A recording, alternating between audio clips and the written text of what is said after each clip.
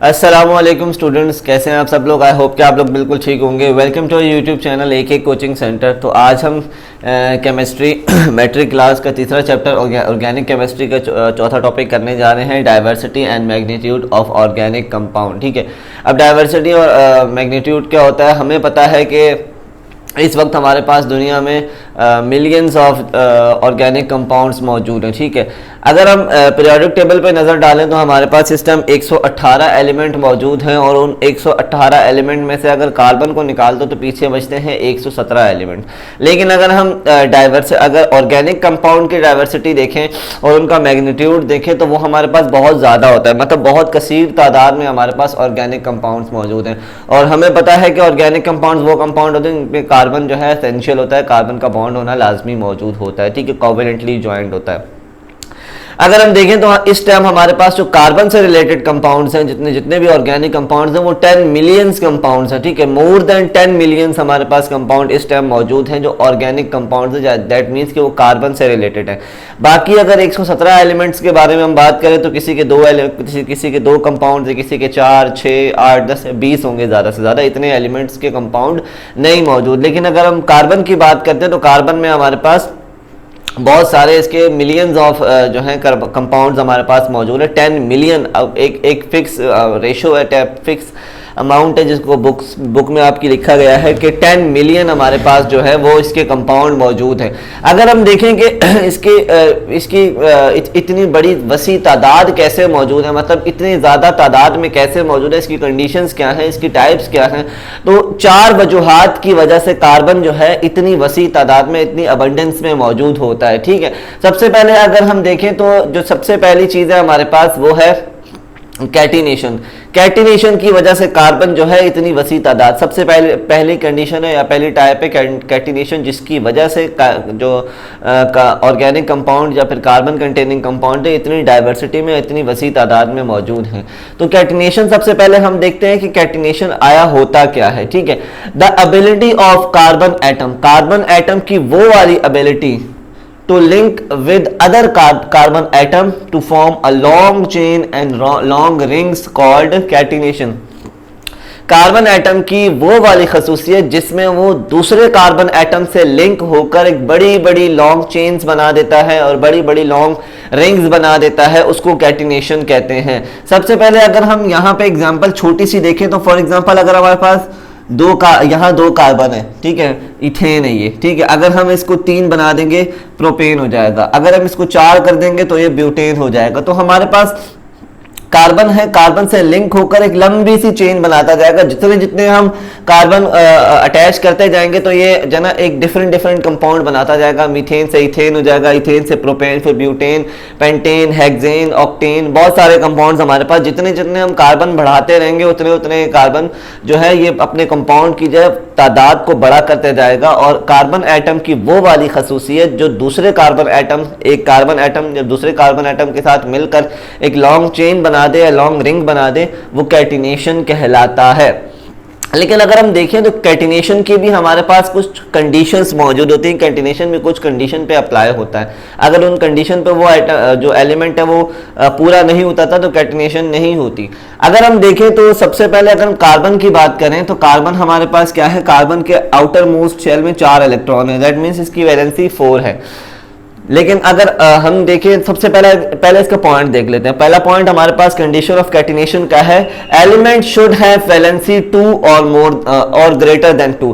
कोई भी ऐसा एलिमेंट जिसकी वैलेंसी 2 होनी चाहिए या 2 से ज्यादा होनी चाहिए वो कैटिनेशन कर सकता है। ठीक है, अब वो कैसे कैटिनेशन कर सकता है, सबसे पहले अगर हम देखें कार्बन है, कार्बन के आउटर मोस्ट शेल में हमारे पास 4 इलेक्ट्रॉन की जगह मौजूद है, उसकी वैलेंसी हमारे पास क्या होती है, 4 होती है। इसी के बरक्स अगर हम देखें कि सिलिकॉन भी हमारे पास एक ऐसा एलिमेंट है कि जिसकी वैलेंसी हमारे पास क्या है, 4 है, लेकिन सिलिकॉन जो है वो कैटिनेशन नहीं करता और कार्बन कैटिनेशन करता है। फर्क क्या है, हालांकि पहला जो पॉइंट है वो दोनों पे फिट बैठ रहा है कि दोनों के आउटर मोस्ट शेल में 4 ही इलेक्ट्रॉन होते हैं, कार्बन के भी और सिलिकॉन के भी। लेकिन दूसरा जो हमारा पॉइंट है वो जाहिर करता है कि क्यों सिलिकॉन कैटिनेशन नहीं करता और कार्बन कैटिनेशन करता है। दूसरा पॉइंट अगर हम देखें, the bond made by element with its own atom should be stronger than the bond made by other element अगर हम देखें कि अगर कार्बन अपने ही कार्बन के साथ जब बॉन्ड बनाता है तो वो स्ट्रॉन्गर बॉन्ड होता है। कोई भी एलिमेंट जब अपने ही सेम एलिमेंट के साथ बॉन्ड बनाएगा वो स्ट्रॉन्गर होगा। क्या होगा? स्ट्रॉन्गर होगा। जबकि अगर कोई एटम, अगर फॉर एग्जांपल कार्बन जब कार्बन के साथ बॉन्ड बनाएगा तो वो स्ट्रॉन्गर होगा, लेकिन कार्बन जब किसी और एलिमेंट के साथ बॉन्ड बनाएगा, हाइड्रोजन के साथ, ऑक्सीजन के साथ या किसी और एटम एलिमेंट के साथ, तो वो क्या होगा? वीकर होगा। अपने के साथ जब बॉन्ड बनाएगा तो वो स्ट्रॉन्गर होगा और वीक। अब अपने के अलावा अगर कार्बन किसी और एटम के साथ, एलिमेंट के साथ बॉन्ड बनाता है तो वो क्या होगा? वीक होगा। तो अगर हम एग्जांपल लेते हैं यहां पे, कार्बन जब खुद अपने कार्बन के साथ बॉन्ड बनाता है, कार्बन जब खुद अपने कार्बन के साथ बॉन्ड बनाता है तो उस बॉन्ड को तोड़ने के लिए हमें इतनी एनर्जी की नीड होती है। दैट मीन इतना स्ट्रॉन्ग बॉन्ड होता है, 355 किलो जूल पर मोल हमारे पास जो है उसकी एनर्जी नीड होती है इस बॉन्ड को तोड़ने के लिए, इसकी म्यूचुअल शेयरिंग को तोड़ने के लिए। इसी के बरक्स अगर हम सिलिकॉन की बात करें तो सिलिकॉन जब सिलिकॉन के साथ बॉन्ड बनाता है तो वो वीक बॉन्ड बनाता है और उसको तोड़ने के लिए सिर्फ 200 किलो जूल पर मोल की एनर्जी हमें रिक्वायर्ड होती है। इसी के बरअक्स अगर हम यहां पे आए तो सिलिकॉन जब किसी और एलिमेंट के साथ बॉन्ड बनाता है तो वो बहुत स्ट्रॉन्ग बॉन्ड बनाता है। देखें 452 किलो जूल पर मोल उस बॉन्ड को तोड़ने की एनर्जी हमें नीड है, और जब कार्बन जो है किसी और एलिमेंट के साथ बॉन्ड बनाता है तो वो वीक होता है। अब इसकी आप क्रॉस देख लें, हमारे पॉइंट में क्या है? कार्बन जब कार्बन के साथ बॉन्ड बनाएगा तो वो स्ट्रॉन्गर होगा, कार्बन जब किसी और एलिमेंट के साथ बॉन्ड बनाएगा तो वो वीक होगा। ये स्ट्रॉन्ग है और ये वीक है, ठीक है, ये बिल्कुल अपना इक्विवेलेंट हो रहा है, ठीक है। और हमारे पॉइंट के मुताबिक सिलिकॉन जब सिलिकॉन के साथ बॉन्ड बनाता है तो वो वीक होता है, लेकिन जब सिलिकॉन दूसरे एलिमेंट के साथ बॉन्ड बनाता है तो वो क्या होता है? स्ट्रॉन्गर होता है। दैट मीन्स कि सिलिकॉन का जो पॉइंट है वो दूसरा पॉइंट पर सिलिकॉन उतरता नहीं है, जिसकी वजह से सिलिकॉन जो है कैटिनेशन प्रोड्यूस नहीं करता और कार्बन जो है सिलिकॉन कैटिनेशन प्रोड्यूस करता है और एक लंबी लंबी चेन्स और लंबी लंबी रिंग्स बना देता है। दूसरी टाइप के ऊपर हम चलते हैं। तो दूसरा पॉइंट है हमारा आइसोमेरिज्म। अच्छा, आइसोमेरिज्म अब किसी भी ऑर्गेनिक कंपाउंड का जो है डाइवर्सिटी अबंडेंस का एक और रीजन भी होता है जिसको कहते हैं आइसोमेरिज्म। अब आइसोमेरिज्म क्या कहलाता है? another reason for the abundance of organic compound is the phenomena of isomerism। अच्छा, आइसोमेरिज्म क्या होता है? आइसोमेरिज्म जरा देख लीजिएगा। The compounds are said to be isomer। ऐसे कंपाउंड आइसोमर्स या आइसोमर्स कहलाएंगे if they have same molecular formula but different structural formula। ऐसे कंपाउंड्स वो आइसोमर कहलाएंगे या उसका जो फिनोमिना है वो द फिनोमिना ऑफ आइसोमेरिज्म कहलाएगा, जिसका मॉलिक्यूलर फॉर्मूला तो हमारे पास सेम होगा लेकिन जो उसका स्ट्रक्चरल फॉर्मूला है वो हमेशा हमारे पास क्या होगा? डिफरेंट होगा।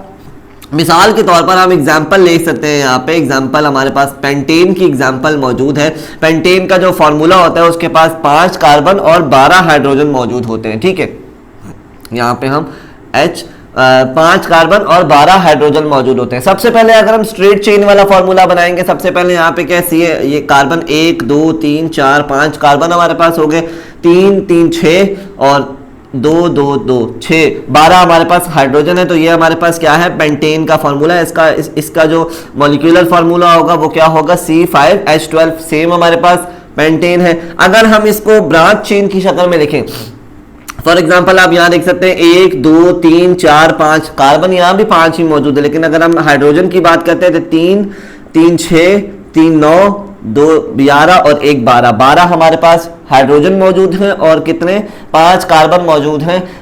फॉर्मूला इसका भी हमारे पास C5H12 ही है, लेकिन यहाँ पे हमारे पास ये ब्रांच चेन में मौजूद है, तो इसको कहते हैं हमारे पास पेंटेन। और जो ब्रांच चेन में हमारे पास मौजूद होता है उसको कहते हैं आइसोपेंटेन कहते हैं, ठीक है। आपने आइसोब्यूटेन भी हमने एग्जांपल लास्ट टॉपिक में की थी।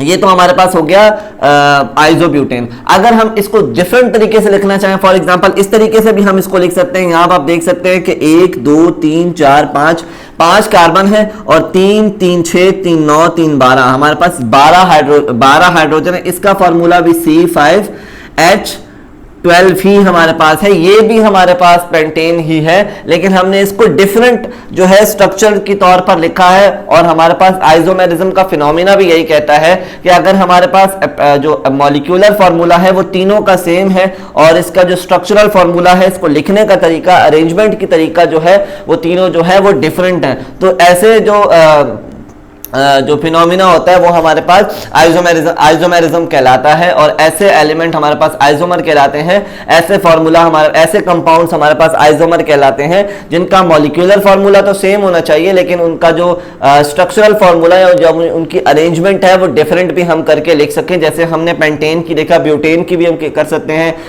और भी जितने। और एक बात और है, जब हमारे पास, अब हमारे पास फॉर एग्जांपल जैसे पेंटेन है, पेंटेन को लिखने के तीन तरह के स्ट्रक्चरल फार्मूलाज हैं। अगर हम ब्यूटेन को देखेंगे तो ब्यूटेन के हमारे पास सिर्फ दो तरीके होंगे। जैसे जैसे हमारे पास कार्बन की तादाद बढ़ती जाएगी और कार्बन की तादाद जैसे जैसे बढ़ती जाएगी तो इन तमाम, जैसे यहाँ पे 3 तरीके हैं, 3 स्ट्रक्चर्स हैं इसको बनाने के, तो स्ट्रक्चर की तादाद भी बढ़ती जाएगी। अगर हम जो है पेंटेन के अलावा हेक्सेन की बात करेंगे या फिर ऑक्टेन की बात करेंगे या हेप्टेन की बात करेंगे तो उनमें जो है जो स्ट्रक्चर लिखने के तरीके हैं वो बढ़ते जाएंगे आहिस्ता आहिस्ता, ठीक है। ये हमारे पास पेंटेन कहलाता है, ये आइसोपेंटेन, और ये न्यू पेंटेन कहलाता है। इसका स्ट्रक्चर कुछ यूं मौजूद होता है। तो चलिए नेक्स्ट की तरफ चलते हैं। थर्ड है हमारा diversity and magnitude of organic compound में strength of covalent bond of carbon.